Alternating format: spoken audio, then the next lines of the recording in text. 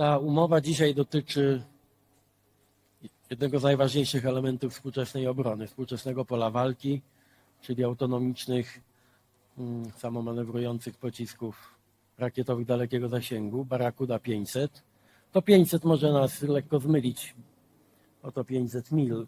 Barracuda 500 ma zasięg do 900 kilometrów.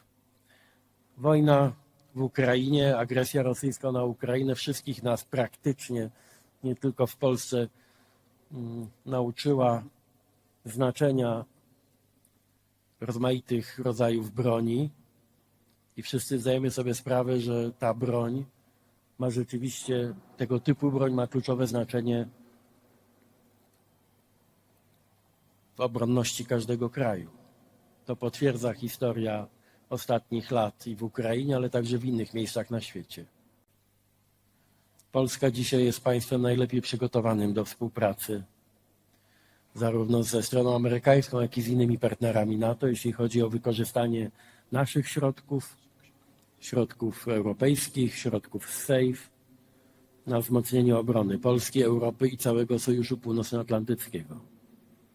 Rozumiemy tę decyzję nie tylko jako wyraz wzajemnego zaufania, co w dzisiejszych czasach jest bezcenne, ale także jako potwierdzenie trwałości i Sojuszu Polsko-Amerykańskiego, Paktu Północnoatlantyckiego i gotowości do realnych działań.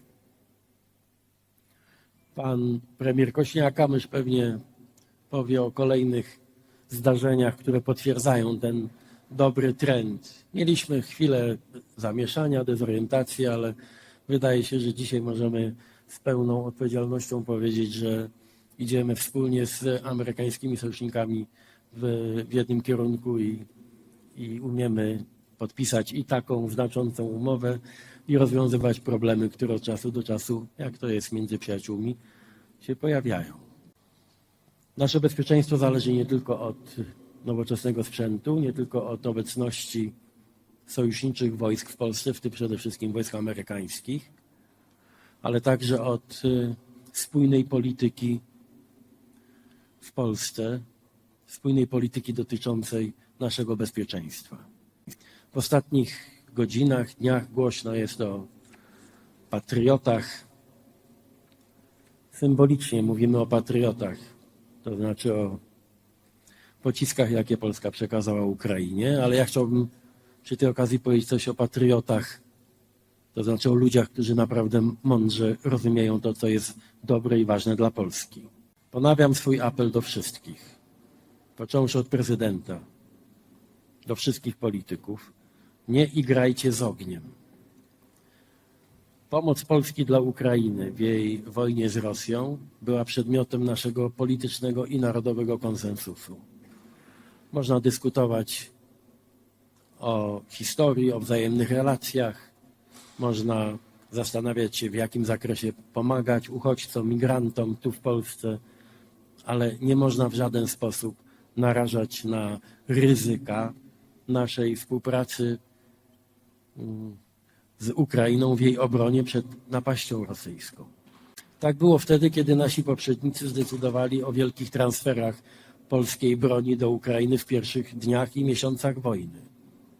Nikt tego nie krytykował. Chociaż akcja była wtedy bardzo masywna i można powiedzieć, wiązała się oczywiście z pewnymi ryzykami.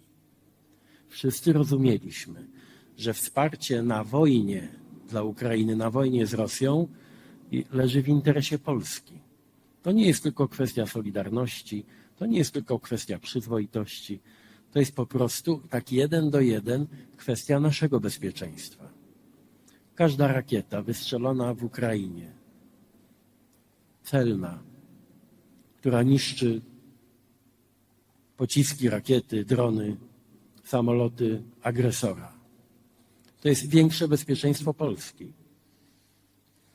Nie możemy o tym dyskutować w kontekście jakiejś niemądrej walki politycznej tutaj w kraju.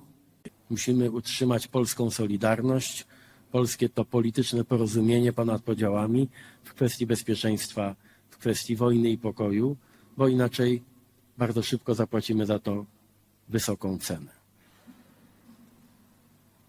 nie mam żadnej wątpliwości, że droga, którą wytyczyliśmy, jest bez alternatywy. Rozsądna, dobrze wyważona, dobrze obliczona pomoc dla Ukrainy. Bardzo masywna akcja dyplomatyczna, dzięki której nasi sojusznicy w NATO i nasi sojusznicy w Unii Europejskiej dobrze zrozumieli, że Polska musi przede wszystkim zadbać o bezpieczeństwo granicy wschodniej, bo to jest także bezpieczeństwo całego Paktu Północnoatlantyckiego. Negocjując z naszymi partnerami w NATO, ustępujemy tam, gdzie to jest konieczne.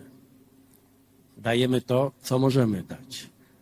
I zbudowaliśmy zrozumienie wokół tej polskiej taktyki ostrożnej, ale konsekwentnej, jeśli chodzi o pomoc dla Ukrainy wobec rosyjskiej agresji.